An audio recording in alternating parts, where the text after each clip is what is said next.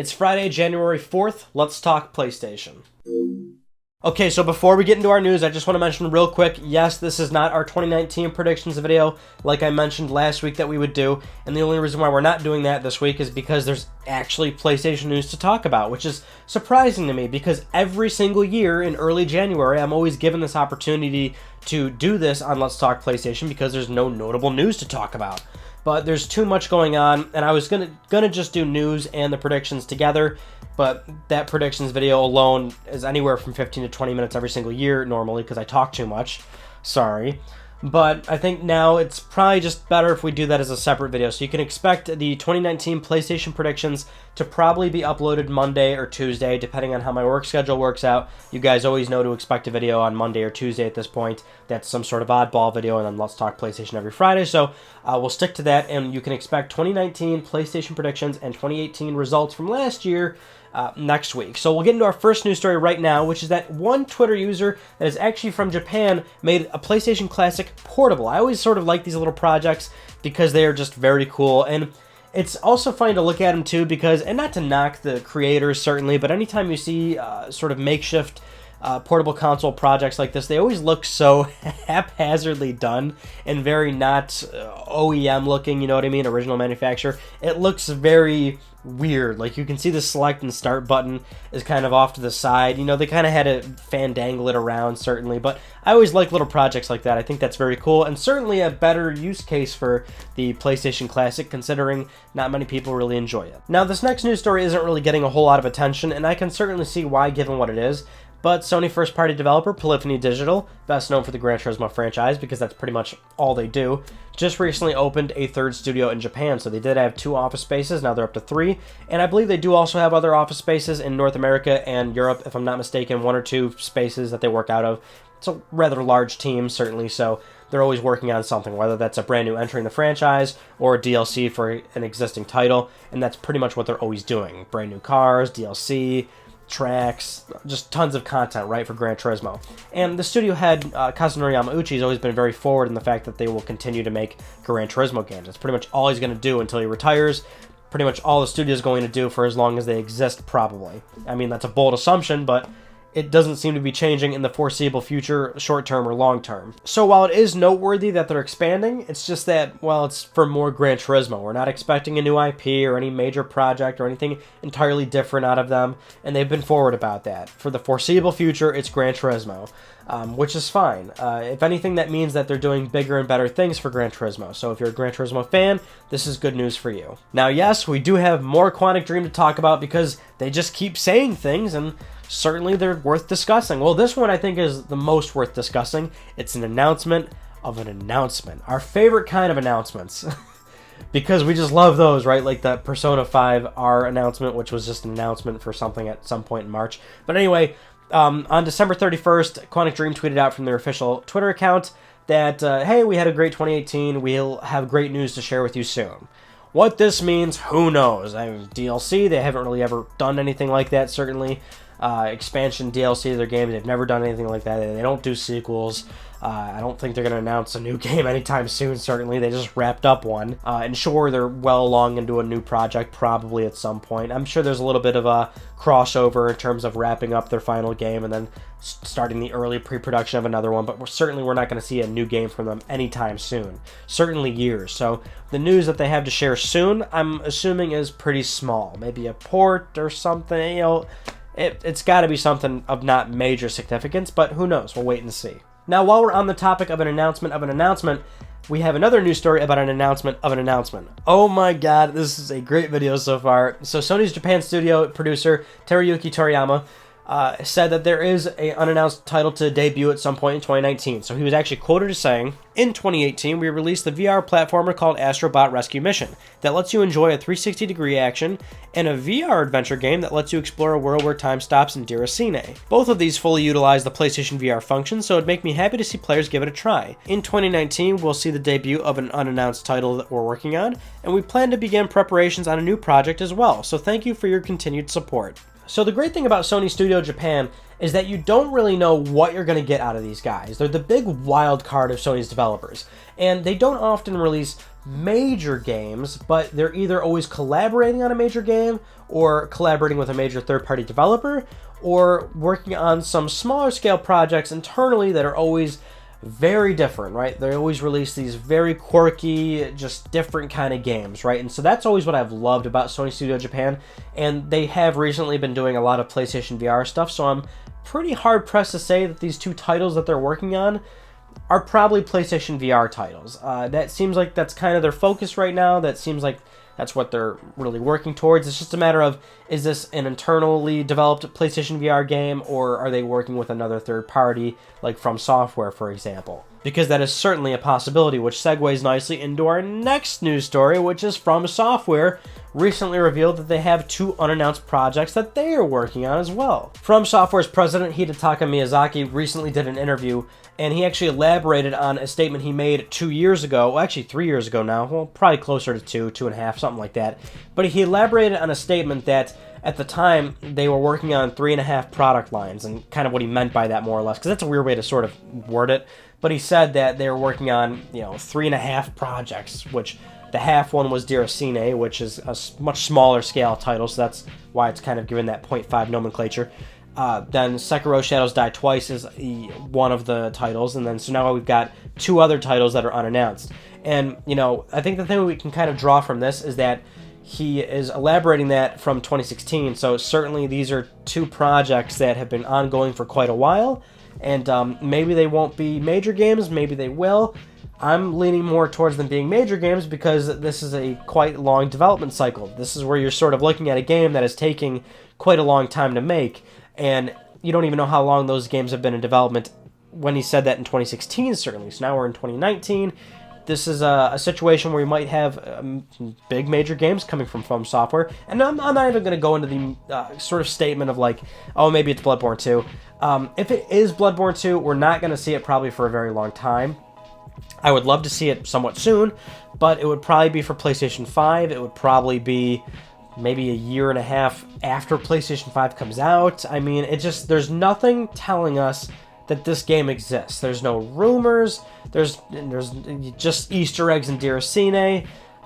Some, odds and ends of people making mock-ups and things like that. We've had no really strong rumors regarding a Bloodborne 2, so I'm hard-pressed to believe that that's actually going to happen. So I'm guessing that these are probably anywhere from a new IP to sequels of their current IP. And it's likely new IP, given the developer has also been pretty open about how they want to do fresh experiences. They want to do something different, and I get that. I mean, they have this sort of art style and approach to games that so many people enjoy, so I think you can kind of expect that from them still, but they do want to try and explore different avenues, and that's why you've gotten things like Diracine or Sekiro Shadows Die Twice, and we'll probably get more of that from them in the future. Now, for our next one, it looks like Hideo Kojima is kind of low-key telling us to expect Death Stranding in 2019, and I think that's somewhat noteworthy because we're still kind of not entirely sure where this game is going to come out. If it's going to be a 2020 title or a 2019 title. Many of us are kind of like back and forth with this. It could be late 2019, could slip into a cross-generation title. We're still not really sure. And I'm really leaning towards more of the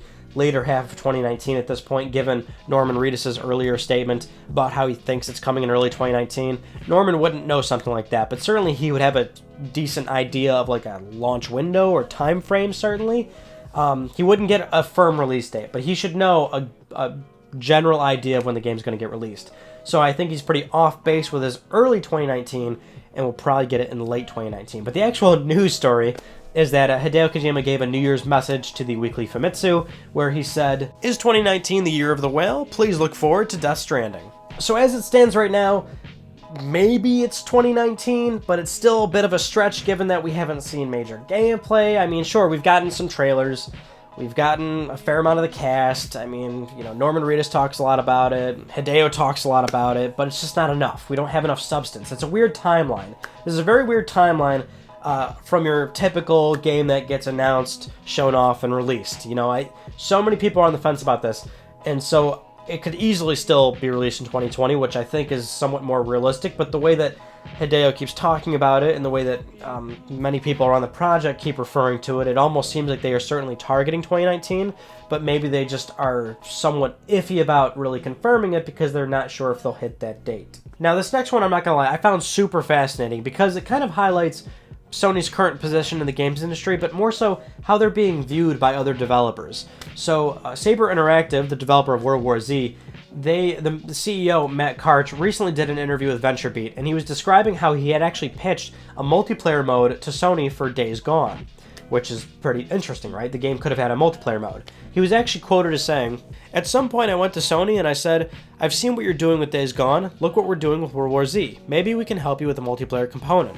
So that in of itself is pretty interesting because you see this developer that is doing a zombie type-esque game, more or less, open world, things like that, and they see that they're trying to offer their talent to Sony, which is a major publisher, major big bucks, and they could be part of a major AAA game that has this sort of big publisher budget behind it, right? And so you can kind of see how they're trying to maybe get some contract work out of them and be a part of a really big game that they think looks quite good. And on the topic of that, because they are working on World War Z and then Days Gone is also coming out, Matt was quoted as saying, "We were already under development when we heard about it. Of course we took a deep sigh when you know Sony is going to be putting major marketing dollars behind a title that's highlighting the swarms the way they were. It took a little wind out of our sails. But since then, they've focused less on those swarm elements and more, I think, on the story aspect of their game. I don't know if we're in the clear is the way to put it, but there's a market for both games, what we're both doing. I hope the game does well, it looks fun to me. The other thing about Days Gone, people keep talking about it. But let's not forget it's going to be on the PlayStation. We're going to be on Xbox, PlayStation, and PC. And we're multiplayer focused. I think we complement each other well." So you can see that Saber Interactive was kind of almost off-put by the fact that, oh great, we are already well under development with this zombie-esque title, and now Sony's doing something like that. And then they kind of sort of see the approach that Sony's going with the game. Certainly it's a very single-player focused game. And Sony did highlight many of these swarm aspects of the game, and I think that's still going to play a major role in the game, certainly. But because they're doing more of a multiplayer game, he thinks, all right, well, there's maybe some breathing room for both of us to live comfortably on the market when we release in 2019. Okay, so we're doing a lot of quotes this episode, but this one I also find very polarizing. This is from Square Enix, and what's weird about it is just, all right, well, let's just read it. So this is from the Square Enix head Yosuke Matsuda.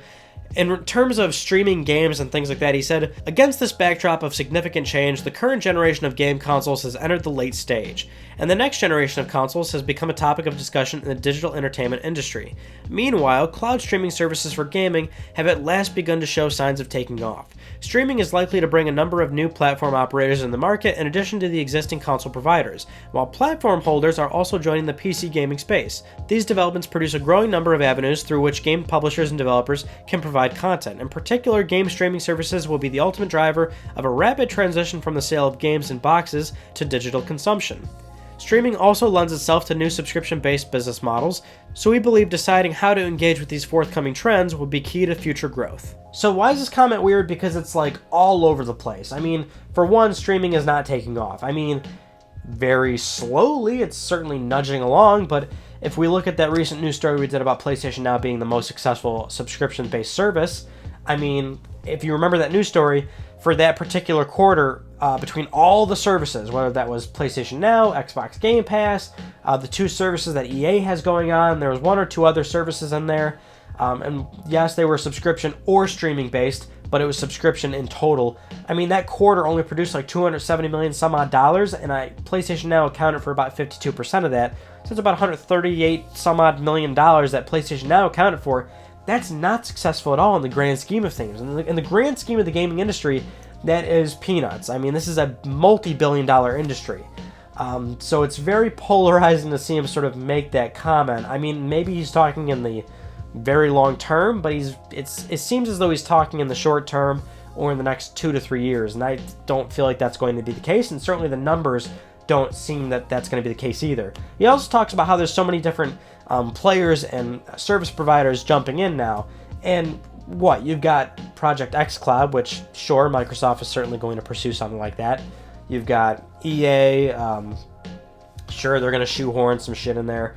Ubisoft is probably going to try, I mean, sure, but like, Google is in the early beta phase, but the way that he's wording it makes it seem as though this is finally on the heels of everything's all falling into place, and that's not really what's happening whatsoever. This is certainly in its infancy, and it's so much so in its infancy that there's still really no consumer interest. People have so many doubts about streaming or subscription-based services. People are not ready to do this yet. I mean, we're finally kind of getting to a point where many people are preferring digital purchases and downloading their games.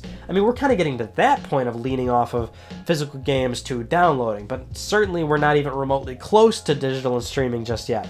So many people are reluctant, and it's easy to see why. So that comment was like really weird. And then there was last year's comment from Ubisoft CEO Yves Guillemot about how he feels PS5 and the next gen Xbox are going to be the last forms of traditional consoles. I feel that's also pretty weird given the current market trend, which is that consoles are still very much in demand. PS4 is doing incredibly well. Xbox One still doing just fine. Nintendo Switch, a still semi-traditional console. Hell, it's a semi-portable console, which is very, sort of taboo nowadays, and that's still doing very, very well. So I can't picture a world where PS5 and the next-gen Xbox comes out, and then whatever else Nintendo decides to do, because certainly Nintendo's not really going to abandon hardware manufacturing anytime soon.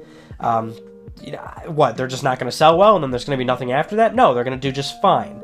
The thing is, Sony, Microsoft, Nintendo, they can all afford multiple sort of hardware failures before they could really sort of decide, okay, let's stop making hardware anymore. And certainly they will offer services and subscription-based models, but there will always be this sort of niche to locally store and buy your games, and there's no reason to not really offer that option, which is why I think Microsoft is going with a family of consoles for the next generation. One that's more souped up with extra power, and it's this upper echelon of hardware that not every consumer is going to buy, but there's always going to be some consumers that will be interested in buying something like that. So it's weird to now see another comment from somebody that, well, he's the head of Square Enix, and it seems like you would think he would have, I don't know, maybe he's just thinking in a more long-term sort of idea, but to me it just seemed like a very odd statement. Alright, so we got an update on a previous news story we did a few months back. If you remember, not that long ago, we talked about Sony San Diego Studio, and there were reports circulating that they were working on a third-person action-adventure game, and that they were working collaboratively with another Sony first-party studio, which many presumed to be Naughty Dog because of the mocap space. And, so many people thought maybe it's a new Uncharted game that is now being handed off to San Diego Studio while, Naughty Dog can do other things, presumably The Last of Us Part 2 and whatever other new IP that they want to pursue, because certainly after The Last of Us Part 2, you'd assume that they're going to do a new IP of some sort. Well, anyway, the update here is that there is a new job listing located in San Diego. They're looking for a lead character animator for the next chapter of cinematic storytelling. Some of the requirements and responsibilities will be to create photorealistic, living, breathing characters with personality. And you, of course, have to have experience working on AAA titles. So, as it stands right now, we can't really make major conclusions. I mean, here's what we really know, which is that it seems very apparent that Sony San Diego is very much so working on a AAA game. The job listing certainly exists. As far as we know, they are working with a first-party studio, which is likely Naughty Dog. Santa Monica is very close, so it very likely is them. But the game, we don't know. We don't know anything about the game, certainly. So you can't really say it's an Uncharted game. You can't really say it's this or that. It could be a new IP. This could be a new little thing that Sony San Diego finally gets to let loose on. That's a very major title that's kind of jumping outside the scope of either their smaller games or just MLB The Show. So we can't really say much of anything. It's just that it seems very apparent that this is going to be a very big title, and it may very well be a headlining title for PlayStation 5. I mean, that's what we got to understand here, is that all the rumors that are going around for these projects, this is all next-gen stuff. So we won't see this stuff for a very long time, 2-3 years from now. So at this point, it's just a matter of, what other little details might trickle out of Sony San Diego Studio, whether that's more job listings or maybe just something slips up in leaks. It's certainly possible as well. But for now, we got to really put this news story to rest and just understand that, yes, something's coming, but we don't know. But if there's anything I do know, it's Let's Talk Plus, our weekly Let's Talk PlayStation giveaway where one of you could win a $10 PlayStation Network code. I'd like to congratulate Adrian Rees for winning this week's episode. Congratulations. I'll be contacting you very soon via email, so be on the lookout for your inbox or your spam folder, but you have won. If you would like to win a $10 PSN code, it is very simple. Follow the link down below. You can subscribe to the channel for an entry. You can follow on Twitter for an entry. You can follow on Twitch for an entry. Just let me pay for your games, please. As you can see, this is just putting me under a lot of duress. I want to pay for your games. So those are all the news stories that I want to talk about with you guys from this past week. So if you didn't see, I uploaded on Tuesday, PlayStation Vita, why you should buy one in 2019. I still love the Vita. I still think it's a great platform. It is the platform that pretty much launched my channel and got people to actually discover me. I started making PlayStation videos in 2012, mainly focused on the PlayStation Vita. So I love that platform. It has a special place in my heart, and there are still great reasons to buy one in 2019. And it's still bittersweet to make a video like that because we haven't really talked about the Vita in so long, so it was actually very refreshing to finally, do something on the Vita. If you haven't seen that, go check that out. So yeah, you can expect this Monday or Tuesday. That's when we'll actually do the 2019 predictions, and which is good because I have a little more time to sort of salivate on the current. I've got like a list right now, and I'm sort of editing back and forth because I like being accurate, But we will probably do that Monday or Tuesday. And then, of course, Let's Talk PlayStation the following Friday. And then the next Monday, Tuesday, we'll go back to regularly programmed oddball videos that are on separate topics, always revolving around the world of PlayStation, as you are all very familiar with. But that's pretty much it. So that concludes this week's episode of Let's Talk PlayStation. I'm Ryan Panecki. Thank you all so much for talking with me, and I will see you all next Friday.